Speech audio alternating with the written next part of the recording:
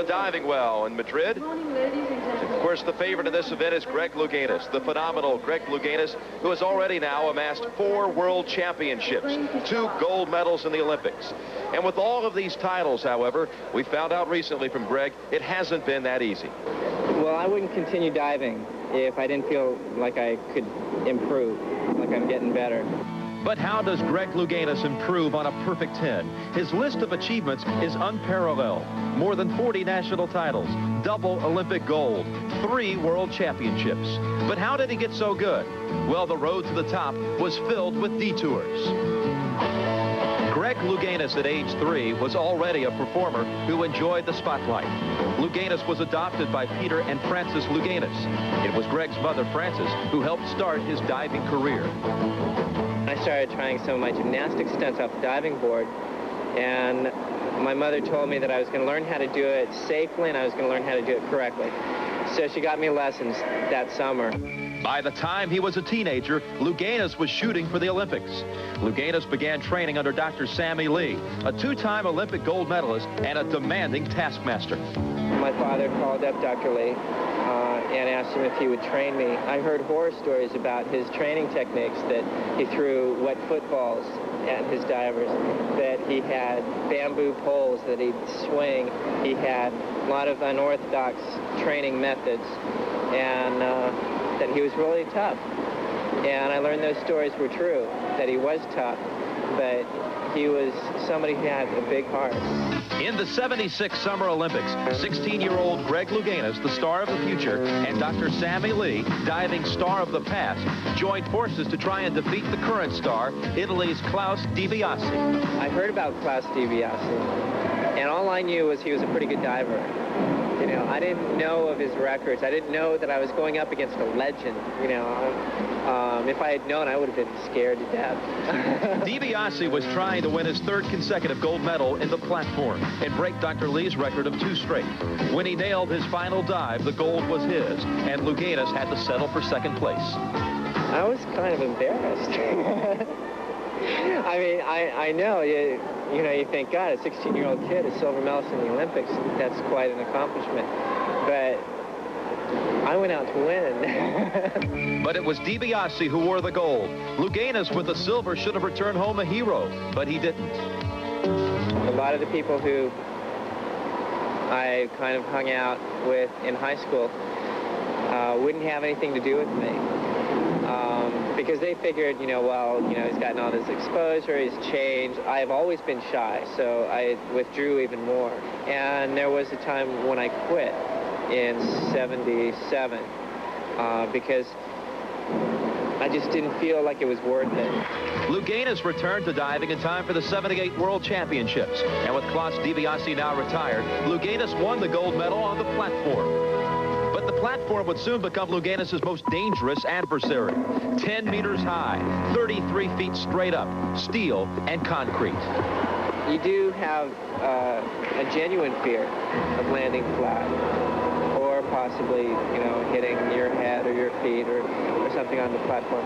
You always have to maintain a healthy respect for the platform. You can't ever get too comfortable, because that's when you make mistakes and that's when you get hurt. In the Soviet Union in 1979, Louganis hits his head on the platform and crashes unconscious into the pool. If I had remembered that I landed flat on my back and remembered the pain, then I would have been a lot more leery of going up there and doing the dive again. So I think I was lucky. Edmonton, 1983. Soviet diver Sergei Shlibashvili is not so lucky. Competing against Louganis, he attempts a very difficult dive. He hits his head on the platform and later dies.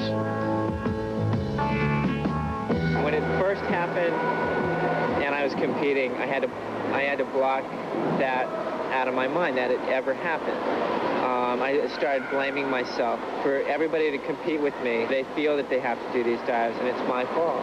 Then a friend of mine pointed out the fact that I didn't have a gun to his head, you know, forcing him to do the dive. So, you know, I got over that, blaming myself. Orlando, Florida, this year. Louganis hits the platform with his foot. He dives safely into the water, unhurt, but finishes 5th in the meet. It was his first defeat in the platform competition in over 2 years. Initial reaction coming up from the water was, all right, who moved the platform? You know, I mean, that was the reaction because, you know, what can you do? I didn't get hurt. If anything was going to get hurt, it was my pride. For Louganis, more than pride was hurt in 1980 when President Carter announced the boycott of the Summer Olympics in Moscow. With Soviet invading forces in Afghanistan, neither the American people nor I will support sending an Olympic team to Moscow. I just knew in my heart that we were going. And then when we were at the Olympic trials, I started crying because I realized then, not until then, that we weren't going anywhere. Louganis had to wait 2 years to prove he was the best in the world. And in 1982 at the World Championships, he performed the perfect dive on the springboard, all 10s, and he swept to gold medals in both the springboard and the platform. I won the competition. I beat the Olympic champion by over 100 points, and that's, you know, that was kind of my saying to them, yeah, we weren't there. Finally, in 1984, Louganis achieved his lifelong ambition, becoming an Olympic champion. He won gold medals in both the springboard and platform. But more importantly, the double gold elevated him to legendary status, alongside former mentor Dr. Sammy Lee and former rival Klaus DiBiase. Winning the Olympics in '84, that was kind of a dream come true, especially the performance on platform. I could have retired at that time and felt good, but I'm glad that I didn't because I still feel, looking back at the films, I know I can improve. Olympic superstardom translated into commercial success and celebrity status. He became an instant pinup star, was in heavy demand for personal appearances, accepted the 1984 Sullivan Award as the country's outstanding amateur athlete, received induction into the Olympic Hall of Fame, and starred in a TV commercial. Hey, I avoid sugar. That makes me feel good about me. Feeling good about yourself, feeling carefree. Louganis also began pursuing his other love, acting, with a bit part in the movie Dirty Laundry. Hey, J-Boy, is that you? How was the concert? So what's left for Greg Louganis?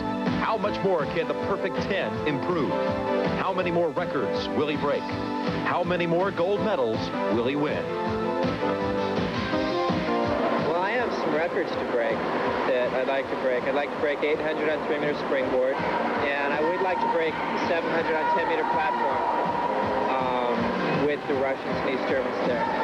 I haven't committed myself to the 1988 games because that's a big commitment. It's a major commitment, and I'm not ready to make that commitment yet. So I plan on doing that after the World Championships.